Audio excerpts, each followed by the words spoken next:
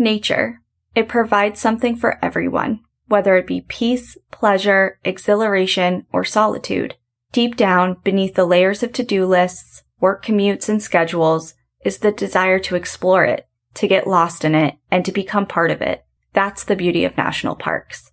Relatively small corners of our planet shielded from modern-day development, little oases where nature is left to be wild. Millions of people flood the gates of national parks every year to get a taste of that wild, to explore unfenced lands, and to catch fleeting glimpses of free-roaming wildlife who have never known cages. But the wild has its dangers. We all know that Mother Nature rules all.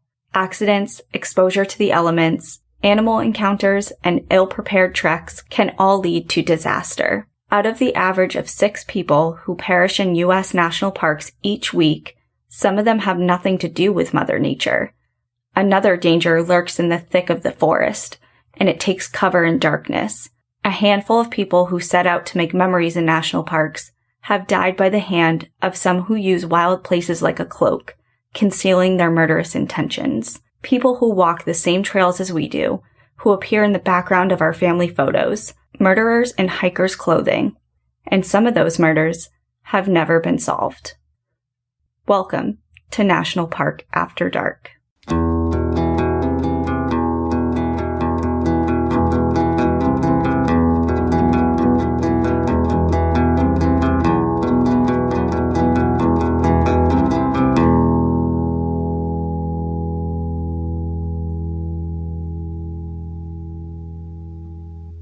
Welcome, everyone, to National Park After Dark, a podcast for the morbid outdoor enthusiast. I'm your host, Danielle. And I'm your host, Cassie. And we're really excited that you are here today listening to our very first episode. So we just wanted to introduce ourselves before we go into the story. Yeah, so a little get to know us, get to know what inspired the podcast, a little bit about us as individuals and friends. So a little bit about us. We have been friends for many years, and we are both New England natives. We're both from New Hampshire, and sadly, I just moved across the country to Washington, but Cassie's still in New England, hanging out in Vermont. Yeah, I just moved to Vermont, and what inspired this podcast to start was Danielle and I have spent a lot of time outside together, and we used to go hiking a lot in the White Mountains. And when we were there, we always talked about these wild stories that we had heard out in our national parks and outdoors, whether it was murder, ghost stories, lore, anything. We always were talking about it. And when Danielle moved across country, we wanted to keep that conversation going. So what this podcast is meant to be are the stories that we would be talking about anyway, but we wanted to share with everyone because we think they're so interesting. So just as a preview of how this is going to be formatted, parts of it are going to be more of a conversation style, but we're also doing storytelling style. Yeah, it's kind of hard, like when we were trying to fit our podcast into a category. We were discussing, is this true crime? Is this dark history? Is this storytelling? And like Cassie said, it's very hard to fit us into a box. So we're creating our own. For me, as far as what inspired my interest in this little corner of the world is a trip to Yellowstone in 2011 with my family. I went into a bookshop and the gift shop and grabbed Death in Yellowstone by Lee H. Whittlesey. And I read that book cover to cover during our trip. And for anyone who has not read the book, it is exactly what it says, Death in Yellowstone. It's all the morbid, sad, heartbreaking, interesting stories about ways people have died in the park. And national parks are meant to be for everyone and for everyone to enjoy, but death-related material sometimes isn't for everyone. So this podcast is for the people who find tragedy and tragic accidents and death and morbid material both heartbreaking but also interesting, and that there's always a lesson to be learned, especially when you're outside. And Cassie and I love to be outside. It's our favorite thing to do. I've been to quite a few national parks, and I've traveled all over the country. I've been to most of the states. I have been to a lot of different countries. We both love to travel. We both love the outdoors. And for this podcast, we wanted to focus our love on the darker side of our national parks. So we are going to be incorporating these morbid stories and also safety tips and conservation efforts and our love for our national parks. At the end of the day, these stories might be tragic, but it is all inspired by our deep-rooted love of our national parks. Yeah, and we are by no means professional podcasters. Like Cassie said, we are just two friends that want to keep a conversation going. We are actually both veterinary technicians full-time. That is what we do for a living, and this is what we do in our free time. That's enough about us for now. You'll get to know us as the podcast goes on. But we wanted to just do a quick intro before we get into our first stories, which we are really excited to share with you today. We are going to 2 different national parks today, and the first one we are heading to is Shenandoah National Park. Okay, so before we get into my story today, I want to take you into Shenandoah National Park and tell you a little bit about it. So Shenandoah National Park is located in northern central Virginia, and it's only 75 miles from Washington, D.C. The park encompasses 199,000 acres, containing part of the Blue Ridge Mountain Range, and it has peaks that rise over 4,000 feet. One of the most appealing part of the park to visitors is Skyline Drive. It's a 105-mile-long road that runs through the park with 75 scenic overlooks. Shenandoah also has 511 miles of hiking trails, including parts of the Appalachian Trail.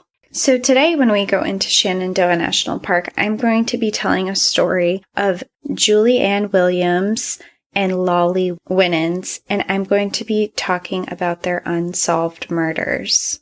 So Julianne Williams, also known as Julie, was a beautiful 24-year-old woman from St. Cloud, Minnesota. Growing up, she was a star athlete who won the Minnesota State Double Championship in tennis in high school. Julie went off to college to become a geologist, and in college she spent a lot of time in Europe where she studied the extinction of dinosaurs. When she graduated with honors. She had become fluent in Spanish, and she had spent a lot of time working with migrants and people dealing with abuse. She did a lot. She was described as an overachiever, and she was always exceeding and thriving in everything she did. She was very productive in her schoolwork, and she was a very smart person. She just comes across as gifted. That's the word that comes to mind. Yeah, gifted and dedicated. So Lollie Winans, she was also beautiful, young. She was 26 years old, and she was from Michigan. And she came from a very well-off, wealthy family, but she was described growing up as rejecting her privilege. She was more of a rebellious, good-time girl who loved the band Fish. She smoked cigarettes and loved microbreweries. So she was described as fun and adventurous. And after she left high school, she went off to college in Vermont, and she eventually ended up dropping out. Then a few years later, in 1994, she enrolled in Unity College in Maine and began studying to become a wilderness guide. These sound like women I want to be friends with. That was my first thought when I was reading their story. They just seem like women I would have loved to be friends with, and they had a love for the outdoors. Also, their interests are just so aligned with ours. Yeah, they're our age group right now too, so a little bit younger. But they just seem like people I would have wanted to know. Julie and Lollie met in 1994 at a nonprofit event in Michigan, and this nonprofit event was meant to promote adventure and travel specifically for women. It was there that they met and they bonded over their love for the outdoors, and very soon they had really bonded and connected, and they started dating. In 1996, Julie was offered a job at a bookstore in Burlington, Vermont, and she accepted it. She was planning to move to Richmond, Vermont, which is a town that's 15 minutes outside of Burlington, and she was planning to start this job on June 1st, 1996. To celebrate this new move and this new job, Julie and Lollie planned a trip to Shenandoah National Park. The two women and their golden retriever, Taj, set out on the road and entered Shenandoah National Park on May 19th, 1996. Now, what exactly happens next on their trip is unknown. with the only accounts of their trip being some photos from a camera they brought with them and one eyewitness account from a ranger who saw them. On their first day, it looks to be that the girls set out onto White Oak Canyon Trail and camped for a few nights somewhere off of the trail. Then, a few days later, they packed up due to rain and were seen by a ranger walking along Skyline Drive. The ranger pulled over and offered the girls a ride since it was raining. They accepted, and he took them to the ranger station where they renewed their camping permits and continued their trip. From their photos, it looks that the next day they hiked up Hawksbill Mountain, the highest mountain in Shenandoah, which is at 4,050 feet. That night, they set up camp on Bridle Trail, an area between Big Meadows and Skyland Lodge. They found a beautiful spot along a stream and camped out there for the night. Shenandoah has guidelines to where overnight campers must be 15 to 20 feet off of the trail, and Julie and Lollie followed these rules, which made them a lot less visible to other hikers. So the last photos taken on their camera was at this camp spot, and on June 1st, 1996, this was where Julie and Lollie's lifeless bodies were found.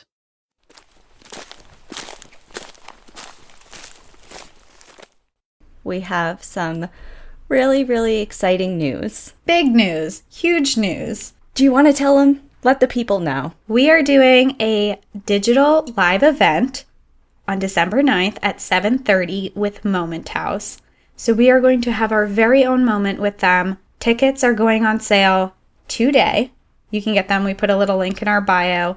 But we're so excited because we have a very special episode planned that you will all get to watch live, and Danielle and I will be together for it. The first time in National Park After Dark recording history that Cassie and I will be in the same room recording an episode. So not only is that going to be happening, we're going to be in Southern California. We will be fresh off a visit from Joshua Tree National Park, and those are the stories that we are going to be covering for the live event. So not only are we going to be together, it's going to be happening live, and Moment House has a very interactive platform. So not only can you choose to do meet and greets with Cassie and I, but you can also do chat functions with other attendees. So you guys can all hang out, talk to one another, get to know one another. It's going to be a really special event and one that Cassie and I have been really, really looking forward to. And we've been trying to keep our mouths shut for a little while about it, but cat's out of the bag. You can find the link to the tickets in our episode description on all of our socials, and it is momenthouse.com/NPAD.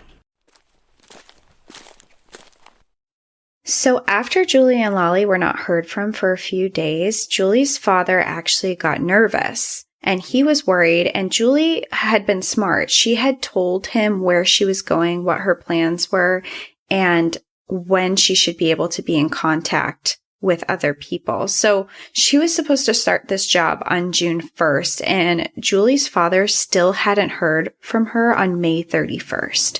So it was on May 31st that he contacted the National Park Service and reported her missing. The park rangers immediately started looking for the two women, and soon after they started their search, they found their car just north of the popular Skyland Lodge. They started searching the trails around the area, and soon that they found their dog Taj wandering around the trails alone. Oh no, that's never a good sign. I feel like that's such a bad sign. If your dog is not with you and on the trail somewhere alone wandering around, something's wrong. Mm-hmm. And then on the following day, June 1st, police found the women's bodies. And I just want to say a little bit of a warning here before we go into this part. The description of them finding the bodies is a little bit graphic, so if this is something that you don't want to hear, just keep that in mind. You might want to fast forward a little bit. So when the National Park Rangers came across the scene where Julie and Lollie were, it was a very horrific scene, and it was really tragic. So when they found them, both of them had their hands bound with duct tape and they were both gagged. When they were both found, they had died from having their throats cut. Lollie was found inside the tent, while Julie was found closer to the river down an embankment. She was found with her sleeping bag and her sleeping pad with her. Unlike Julie, her hands and legs were bound with duct tape. They also found that the duct tape that was used to bound Lollie's hands was also the duct tape that was previously used to cover Julie's mouth. Both of them were found partially undressed, although it was not believed that either of them were sexually assaulted. Oh, this makes my stomach hurt. It's so sad. It's so sad. And I can't imagine just coming across that scene, especially Shenandoah is such a quiet, quaint area with not a lot of crime. And to come across this scene in such a beautiful, remote area must have been not only horrific, but really surprising. They must have been very taken aback by it because this stuff doesn't happen in Shenandoah National Park. So after their bodies were found, the Park Service actually waited 36 hours before announcing their murders. Even though this was the weekend after Memorial Day weekend and the park was full of visitors who could have been at risk of being hurt themselves, or one of these visitors could have actually committed the crime. Originally, the park announced that the murder was an isolated incident, but they didn't provide any other information to the public. Shortly after, when the FBI became involved, they announced that their murders appeared to be random and offered a $25,000 reward to lead to the murderer's arrest. It had been the weekend after Memorial Day and the park had been filled with tons of people. So this brought in over 15,000 leads. However, by the time they had released this information, it had been almost 3 days. And none of these 15,000 leads brought any real suspects. How discouraging. Like to have a plethora of potential information and to have it just kind of go nowhere, which I think is the case in a lot of different circumstances and different crimes and things like that. And also the fact that you said they believe the crime was random, I think that's super terrifying. That's scary. Random crimes are the most frightening to me because the pattern is no pattern and they're super difficult to predict. It's not like this killer has a profile of victims that he usually goes after, he or she. I don't know. It's really unsettling. Yeah. And it just makes you think more of I could be next. It creates a huge fear, and it did create a huge fear inside the park. And even with all these leads and people trying to be helpful, there was just so many people, no real witnesses to anything that had happened. And the case remained unsolved, and it kind of went cold for a little while. So it wasn't until a year later that they came up with a possible suspect. So on July 9th, 1997, there was an attempted abduction in the park.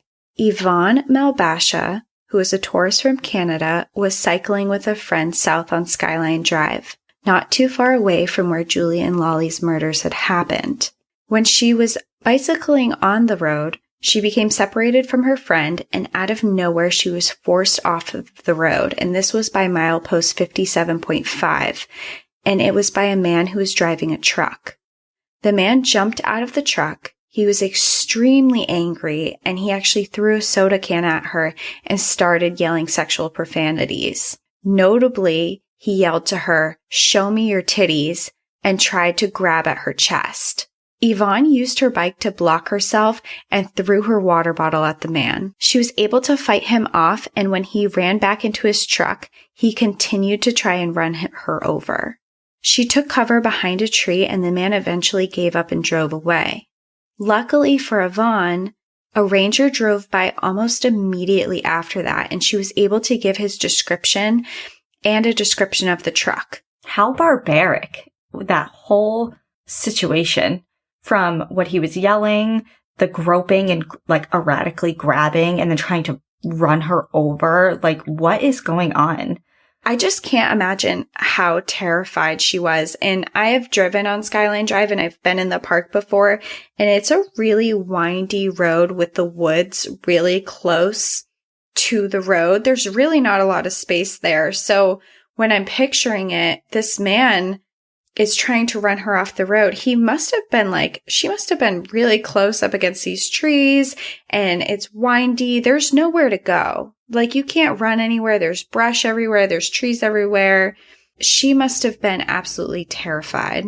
So she gave this description of the truck to the ranger, and one of the suspicious things about this vehicle was that the truck actually had no license plates on it. So he was quickly found because shortly after that, he tried to leave the park, and they were able to identify him as Daryl David Rice. And when they searched his vehicle, they found that he had license plates inside his truck, so he had purposely taken them off, and he had hand and leg restraints inside. Yeah, so not paying himself in the best of lights there. No. Like, red flags everywhere. What he had planned for her, I don't know, but clearly, based on what is in his truck, it's really terrifying. And premeditated, he took the license plates off. Yeah, he went in there planning, and it sounds like it was an opportunistic thing. He saw her and went after her. So Daryl David Rice, who I'm just going to refer to as Rice because 3 names is a little long, and I talk about him quite a bit. Rice was 29 years old, and he was from Maryland. He was single, and he did not have any children. He did not have a criminal record, but he had recently been fired from his previous job for being hostile at work and yelling sexual profanities at his coworkers. He also punched a hole in the bathroom wall. He stole his coworkers' lunches, and he would purposely spill coffee on them. And even one instance, he threw a picture of a woman coworker in the trash. If you think you have a bad coworker, think about this guy. I can't even imagine having a coworker like this. Like, this is scary. This is hostile. So in 1998, he went to court and he pleaded guilty to the attempted abduction of Yvonne and was sentenced to 135 months in prison. So after his arrest, there were interviews that made investigators concerned that he might have been involved in Julie and Lollie's murders. So that's how this event ties in. Not only was it around the same area, but there were some conversations that made them really concerned. So they found video evidence of Rice entering the park on May 25th and again on May 26th of 1996. So that is when Julie and Lollie were inside of the park. And then he returned again to the park with a few friends on June 1st. And that was when their bodies were found. The suspicious thing about this was he denied being in the park on the 25th and the 26th, but he admitted being there on June 1st. So this made him even more suspicious because he was lying about the dates that he was there. He also stated in several interviews that he enjoyed assaulting women because they were more vulnerable than him, and he also stated that women who were gay deserved to die because they were gay. Wow, what a piece of work, huh? Yeah, so you can see already why they think that he might have had something to do with Julie and Lollie's murders. So with the circumstantial evidence, they ended up indicting Rice on their murders on April 10th, 2001. He was also charged with a hate crime because it was believed he murdered Julie and Lollie because they were gay. This meant that it was possible for him to receive the death penalty. Now, while he was incarcerated, an undercover agent taped some conversations with Rice, and during these conversations, Rice stated that he had only had 2 sexual relationships with women, even though he was 31 at this time now, because he's been in prison for a little bit. And he told him that he wasn't adequate sexually and he was not able to find a girlfriend. So he told him that he substituted his relationships for pornography. A fellow inmate claimed that he was very into pornography and that all of his magazines that he had were of women who were bound and gagged. Another thing. To each their own with sexual preferences and, whatnot. But when you're in jail for attempting to abduct someone and from what was in his car, bound and gag her and do horrific things to her. He's clearly a really bad man. Just based on all of this coming together, he had really bad intentions for Yvonne. He has all these scary things that he's talking about, and they were able to indict him on all of these. However, there was lack of forensic evidence, and in October 2003, there was a hair in the duct tape at the scene that was tested for DNA. This DNA test showed that there was a very good chance that it did not belong to Rice. So with this new DNA evidence, and with all of the other evidence that they had being circumstantial, the whole case fell apart at this point. So in February 2004, the case ended up being dismissed without prejudice, meaning that he could still be charged again later if they were able to find more evidence. Also, on top of this whole indictment and being suspected of their murder, he was also suspected in another murder not too far away. So he was a suspect in a murder of a woman named Alicia Showalter Reynolds, but he was never charged for that case either. On March 2nd, 1996, Alicia was driving from Baltimore to Charlottesville to go shopping with her mother, but she never showed up. Soon after, her car was found and her body was discovered about 15 miles away. Police later discovered that she had been seen talking to a man along the side of the road.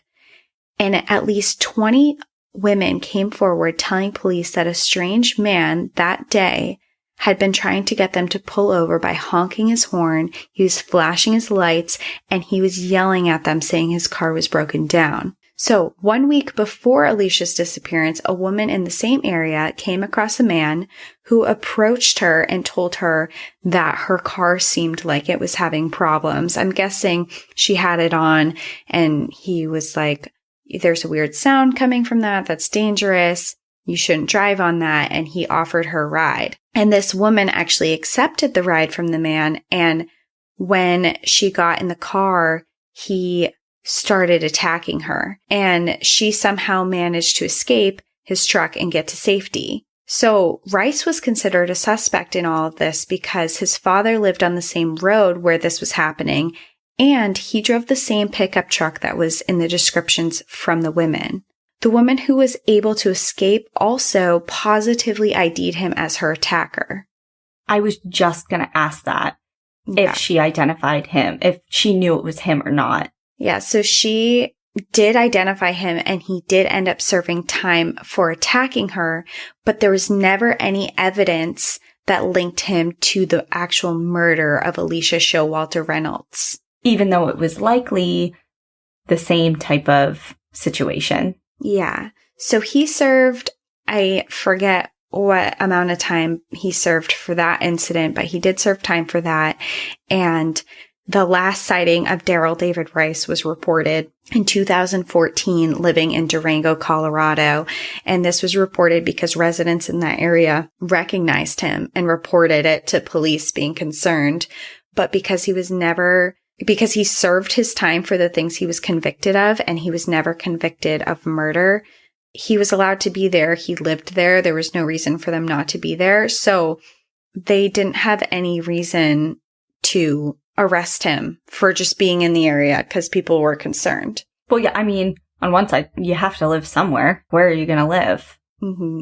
But at the same time, I would be one of those concerned citizens. It's like, this isn't just someone that got charges dismissed or acquitted. Like, he's a real public safety concern. Yeah, he's a scary person. He's definitely has a lot of stuff going on here. And I think even with the DNA evidence showing someone else, like maybe there's something there that we just don't have the evidence that maybe he could have done it. I'm still not convinced totally that he's innocent, but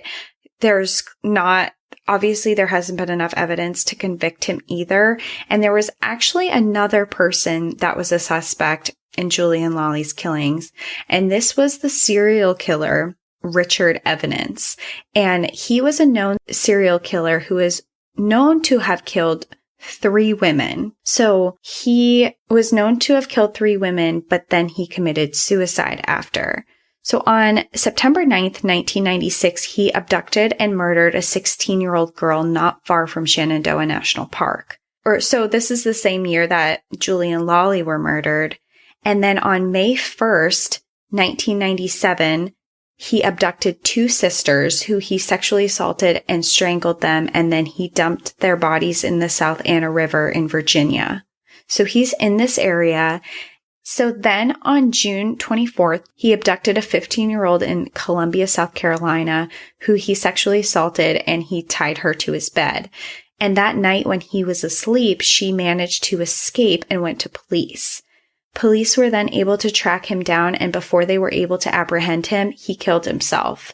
And although he had killed himself, he had admitted to these previous crimes that I just described to you to his sister before that.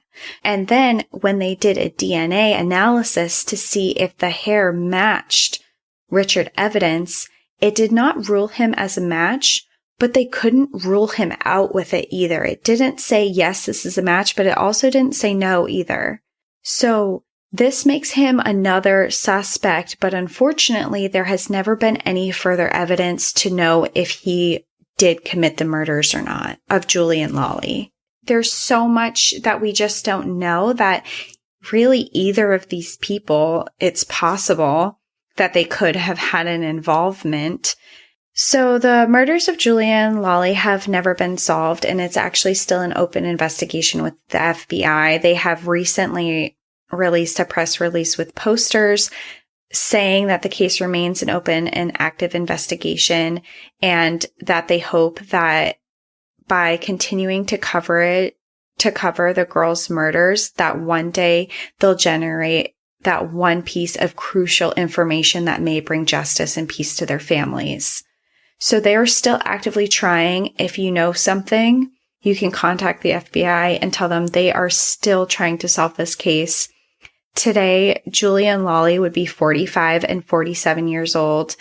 And while time has passed, they're still remembered by their families, their loved ones. The FBI is still investigating it. And there are still people who are working in Shenandoah National Park who were working there in those years when they were murdered and remember them and want this solved as well. So even though this did happen a long time ago, it's still a case that's very much alive. So if you know anything, please contact the FBI Richmond Division. You can call them at 804-261-1044. Wow. What a story to kick this podcast off with. That was intense and, frustrating. Every unsolved case, no matter what it is frustrating. But especially because, they kind of mirror us. And like you said, it could have been anyone. It could have been you. It could have been me. Like, this stuff is not just isolated to other people. This one hit close to home because it really felt like this could have been me. I did the exact same thing these girls did in the park, and it wasn't me, but it really feels like it could have been. Well, thank you for sharing their stories.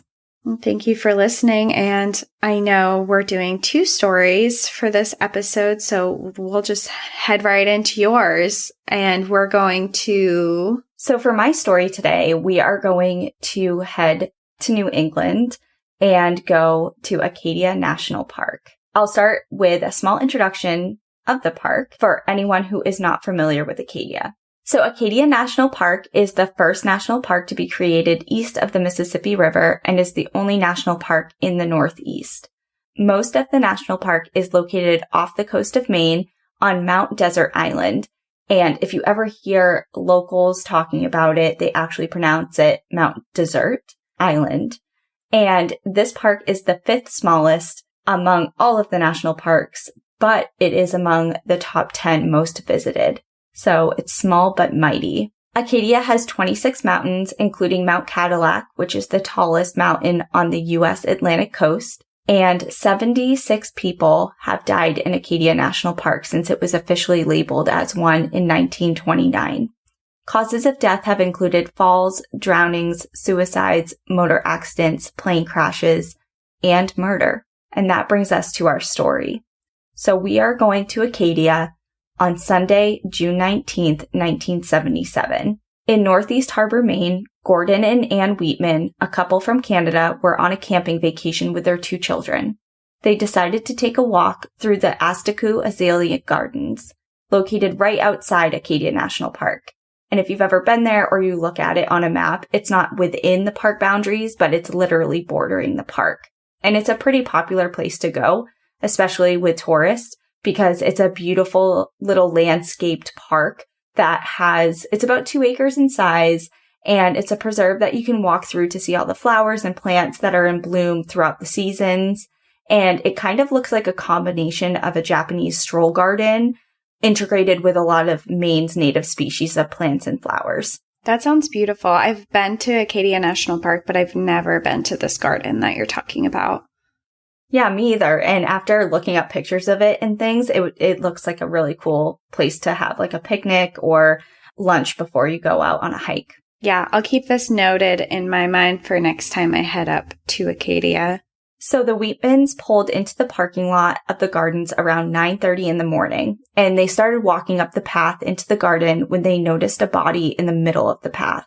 It was motionless, had a blood-spattered face, and at first glance, the couple thought that it was a man. The family turned right around, drove back into town, which was about a mile or so, to look for a payphone to call for police, because we have to remember we're in the 70s. We don't have a cell phone. They don't have a cell phone to just pick up and call 911 right away. When a phone booth was located and the police were alerted, Ernest Coombs was the first one to answer the phone. Coombs wasn't expecting much on a sleepy Sunday morning. The town of Northeast Harbor is a small one. It has less than 500 year-round residents. So when he heard a frantic voice calling about a body in the gardens, he was a little taken aback. The town rarely sees lethal crime, so this became a really hot topic immediately, and the Northeast Harbor police were all over it. Police from other departments on the island were contacted and notified, and this was huge news. Sergeant Tyrone Smith and Officer Matthew Stewart were the first ones to arrive on the scene, followed by the entire Northern Division of the State Police, 10 reserve members, all Mount Desert Police Department, and the county coroner, as well as the state's chief medical examiner. So this was a big deal. The crime scene was sealed off immediately and evidence was collected. One big and most basic fact that was cleared up almost immediately was that the body belonged to a woman and not a man, which is what the Wheatmans originally reported. That's horrifying. That I'm just imagining that this was such a horrific scene that you couldn't tell, and how upsetting that had to have been for the family that found her. Yeah, the adults, and they had 2 kids with them. Yeah. And they're on vacation. Like the last time that you think you're going to stumble across a scene like that. So after hours of investigation, Corporal Edward Mandel, a detective for the Maine State Police, determined that the woman had died from multiple blows to the head with a blunt instrument. This was confirmed later by Dr. Henry Ryan, the chief medical examiner, as the autopsy revealed brain lacerations and skull fractures. The first strike appeared to have been on her forehead along her hairline, which broke her jaw and left her unconscious. The subsequent blows came after she was unconscious, and it is believed that the killer must have been right-handed, as the blows to her head came from the right side. Her autopsy also revealed no alcohol or drug use or evidence of sexual assault. Her autopsy also showed that it appeared that she attempted to defend herself with her arms because she had some defensive wounds on them, and that also she was likely killed where her body was found rather than her body being dumped there, indicating that the murder happened in the gardens and must have occurred in the early morning between 6 and 6:30 a.m. So like I said, the news of this spread very quickly. It's a small community that not much happens in, so everyone knew within the day, and hundreds of people were interviewed throughout this process. The police are trying to find out who this woman is and if anyone knows her. Despite all these interviews, no one on the island could identify her. So an artist's sketch was placed all around the island, trying to jog anyone's memories of seeing her somewhere, trying to pin her timeline down so they could figure out who she was. Her description was as follows: 5 feet tall, 110 to 120 pounds, with light brown hair, gray eyes, dark complexion with 2 braids that fell to her shoulder blades. And at the time of her murder, she was wearing a couple distinctive items of clothing and jewelry. She was wearing a maroon nylon zip vest, a brown turtleneck, and a sweater. She was also wearing a wooden serpent bracelet on her left hand, a silver band bracelet on her right hand, and an oval tiger's eye stone ring on her left ring finger. The police received hundreds of calls with information, and also from inquisitive parents who had missing daughters, which is just so sad. That's horrible. So a lot of people were calling because they had missing kids themselves and were thinking it could be her. Right. That's really upsetting. Just like the desperation of maybe it's my loved one that I haven't heard from or seen. And just that they're getting that many calls, that there's that many people who are missing, family members and daughters and whoever they are to them, is really heartbreaking. Yeah. So despite all these calls, all these potential leads, there wasn't really anything useful for 3 days until June 21st. Someone stepped forward saying that the day the body was found, they had seen someone push a scruffy dog wearing a red bandana around its neck out of a car at 6:15 in the morning, about a quarter mile from where the gardens were, and then they sped off. So at the time, it didn't seem related, but the morning the body was discovered, Reserve Policeman Scott Merchant found a dazed and injured dog with a red bandana along the side of the road a half mile from where the body was later located. He took it to the kennel where it received treatment for a small shoulder injury, but otherwise he was okay. Oh, so this is all happening in the same area, same time frame. Mm-hmm. They're thinking the dog might belong to her. Yes. So that's kind of an odd occurrence that they have kind of on the back burner. And it starts to get tied in with another tip that comes in. And this time it came in from a gas attendant.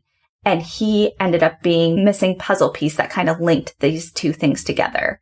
So he said the night before the body was found, which is now June 18th, around 10 o'clock at night, he sold $3 worth of gas to a man in a dark-colored older car with rust on it. He remembered seeing a dog with a red bandana sitting in the car along with a woman in the front seat.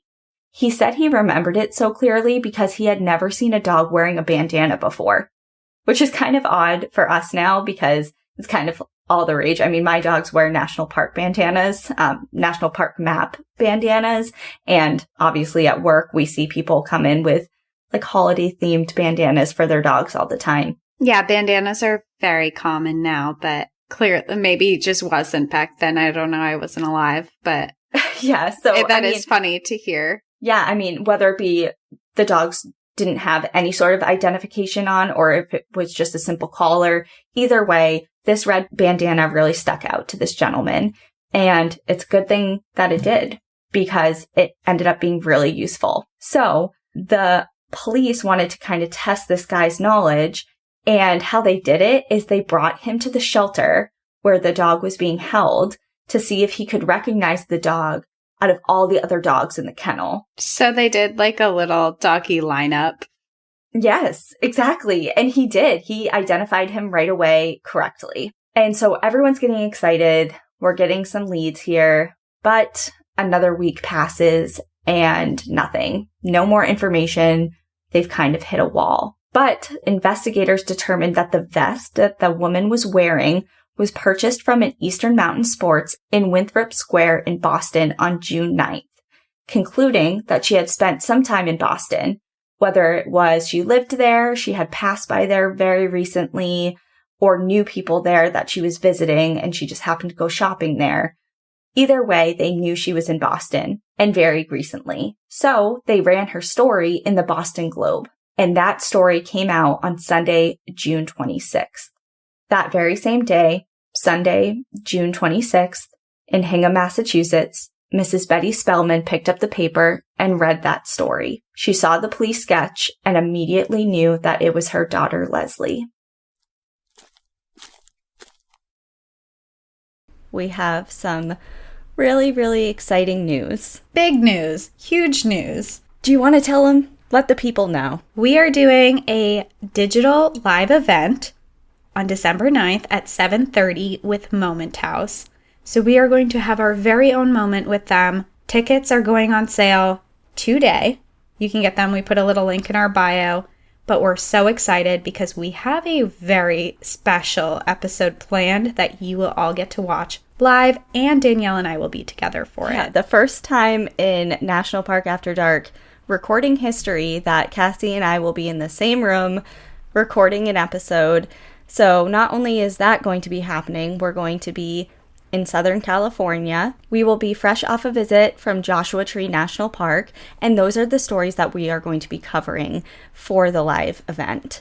So not only are we going to be together, it's going to be happening live, and Moment House has a very interactive platform. So not only can you choose to do meet and greets with Cassie and I, but you can also do chat functions with other attendees. So you guys can all hang out, talk to one another, get to know one another. It's going to be a really special event and one that Cassie and I have been really, really looking forward to. And we've been trying to keep our mouths shut for a little while about it, but cat's out of the bag. You can find the link to the tickets in our episode description on all of our socials, and it is momenthouse.com/NPAD. A few weeks earlier, Leslie, who was 26 at the time, and her sister Amy, who was 24, had been camping in Vermont.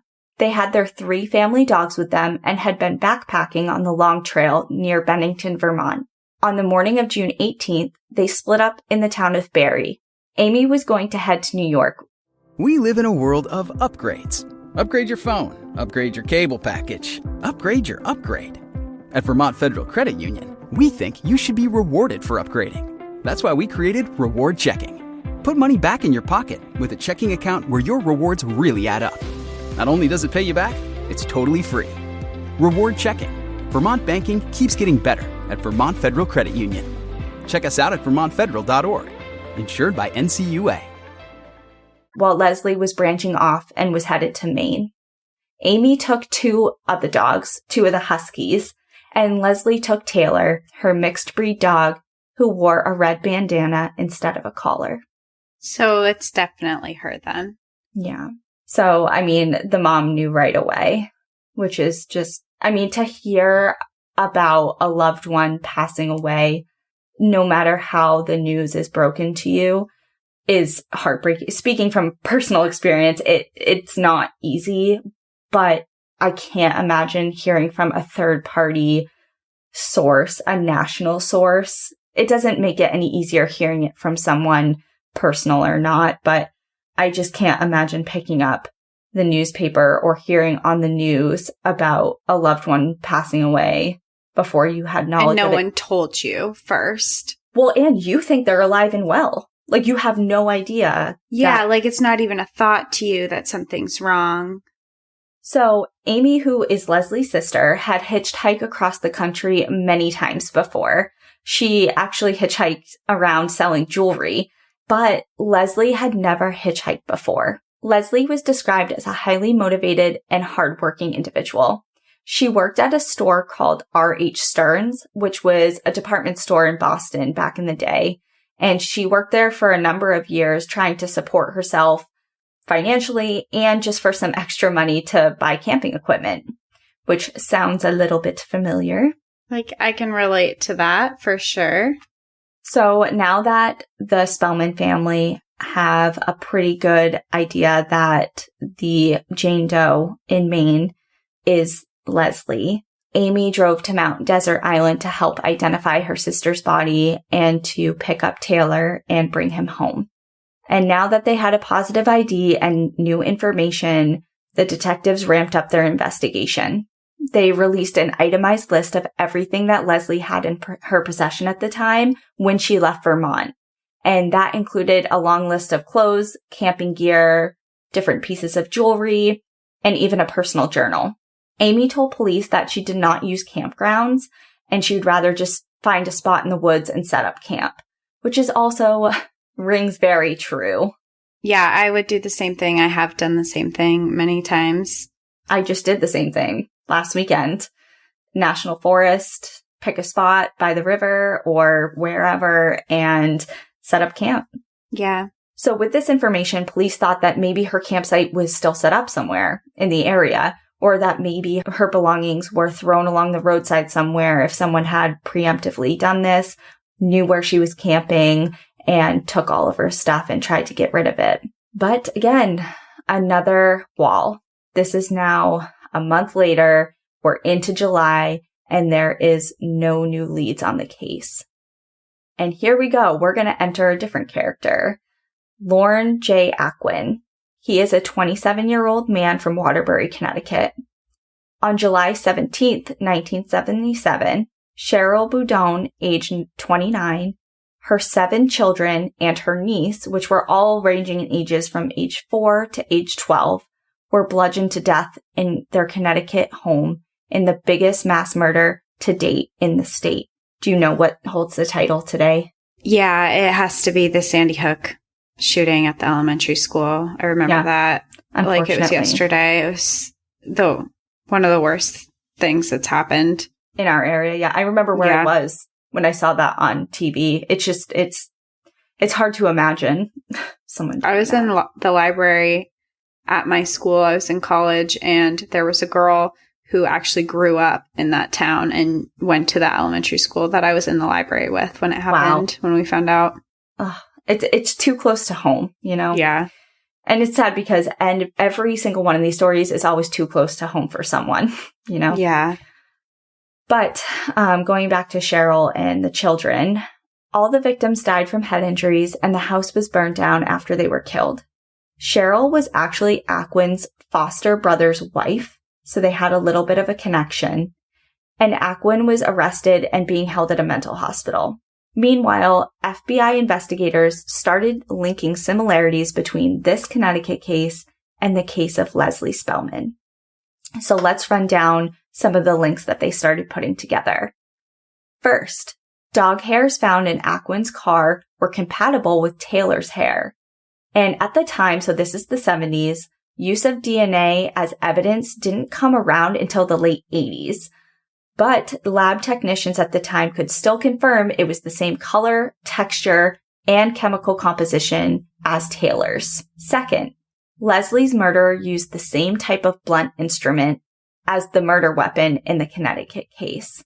So a tire iron was used as the murder weapon in both Leslie's case and in this Connecticut case. Also, the placement and method of blows to the head of the victims matched her case as well. Ackwin's physical appearance, as well as the appearance of his car, matched the description given by that gas attendant. And remember how someone pushed Taylor out of a moving car? Well, the killer in the Connecticut case let the dog out into the yard unharmed. Meanwhile, he killed 7 children and an adult woman. So in both of these cases, whoever did it had some type of sympathy towards dogs. Yeah, some sort of soft spot for dogs. That is kind of an interesting link. And lastly, which for me is kind of like the biggest red flag of all, is Ackwin had roots to this area, to Mount Desert area. He was born in New Brunswick, which is in Canada, but is actually very close by, and knew his way around the island very well. He left his job at a roofing company in Connecticut on Friday, June 17th, and was not seen by anyone until he returned to work on Monday, June 20th.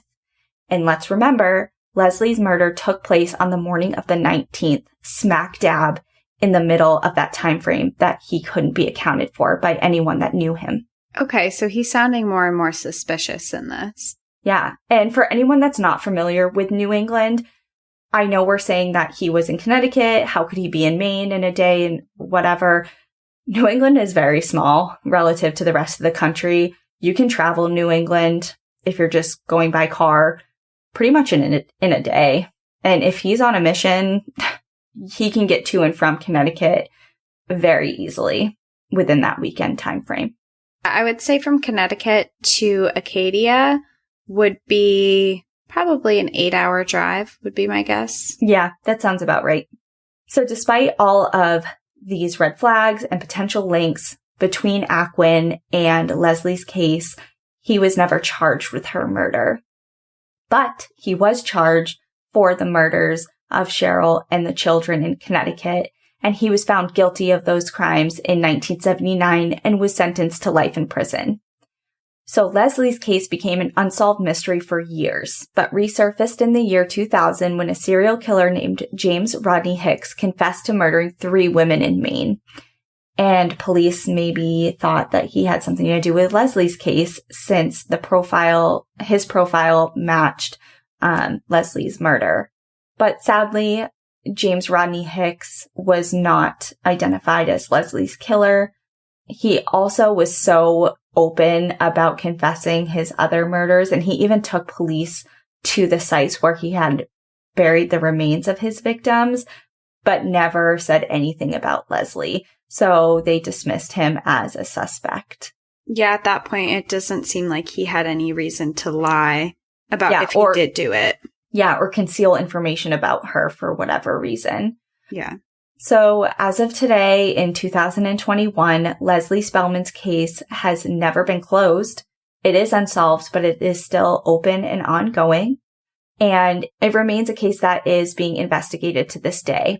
Maine established an unsolved homicide unit, which works on solving cold cases, including murders, but they also go into suspicious deaths and missing person cases as well. To date, no arrests have ever been made in Leslie's case. However, articles as recent as 2019 state that advances in DNA technology have fueled ongoing investigation into her case.